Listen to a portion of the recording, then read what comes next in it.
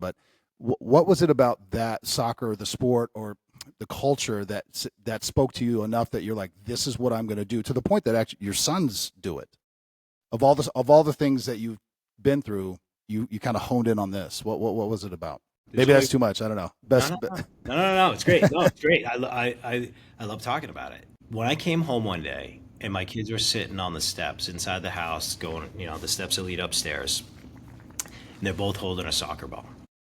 And they say, Dad, we don't want to play any other sport but soccer. My initial response, BJ, no problem. You guys can just be two sport athletes. Yeah. Yeah, that's what I was going to think too. They were like, no, just soccer. I said, yeah, you could play soccer and then you could like run track. Two sport athlete. Yeah.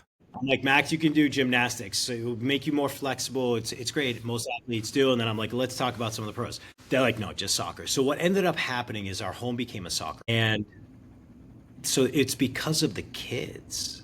It's because of Maven and Max. They are the ones who have led this charge. Now, God had a different plan, though. He's like, hey, I'm going to bless you with two boys, and you're going to take care of his children. I'm going to watch over them. They're only mine for a short period of time. They're his. You're speaking to me directly, but I'm loving it. Yes. So anything that they want to do, I'm going to support them. It may not be in that moment. And isn't that, I want to correlate that to grown men and how we look at our relationship with our Heavenly Father. Because Maven and Max will ask me for something. Hey, Dad, can I get this new soccer ball? Yeah, do you have money for it? No. Okay, well, then you can earn it. Sometimes it's, hey, Dad, can I get these sports cards? Absolutely. Just not right now. What do you mean? We're here at the store. Next trip. Sometimes it's an immediate yes. Yeah. But my kids unapologetically ask me for everything. Okay. Not knowing what the answer is going to be or when they're going to get it. As grown men, why don't we have that same relationship with our Heavenly Father? Why don't we ask our Heavenly Father for anything and everything that's on our heart? He already knows what's there. Plus, He's our Father. No different than we are to our kids. Why wouldn't He want to give us what it is? Yeah, all the things of what we're asking for. There's something really special there, guys, that I personally have uncovered through prayer that allows me to go to Him on and be just raw and honest. And maybe it's kind of, I don't really ask for anything crazy. I just ask for a hedge of protection and a bunch of other stuff, right? But which is a lot. That's enough. Yeah. Good. Yeah, especially nowadays. Yeah. I'm not really asking for stuff. I'm just asking for, hey, help me from the enemy. There's a lot of people. So here's how the soccer thing got started, man. Like, it was through the boys, and a good friend of mine, Luis Robles, he played for the New York Red Bulls. He's one of the most winningest goalkeepers, most clean sheets in MLS history. Stud, super dude, loves the Lord.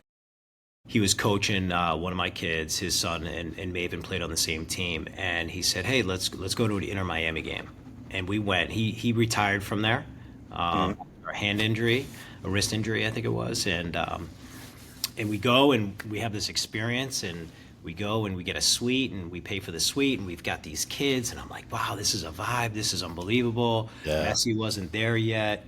And it was a great, it was great experience. I was like, man, my family's a soccer family. I think I'm going to look at these suites. This is an internal conversation. Yeah. No, I understand. Yeah. And we wind up, my wife and I decide, you know what, we'll get a suite for a season. And we go, and I start talking to different players outside of the club at different places. I got some friends that played at a high level, and one conversation leads to another, leads to a referral, leads to an introduction, leads to an owner of this team, an owner of that team. And before I know it, we're over in England, and there's watching Man City with the kids, and there's relationships being built, and I can't explain it, guys. I don't understand at that time why God is putting me in proximity of other men in this sport. And what I uncovered was there's a massive gap that a lot of clubs or parents at home are not providing these players, both young and old. It could be planning. Mm-hmm. It could be mental work. It could be life after the sport. It could be spiritual work. It could be a number of things.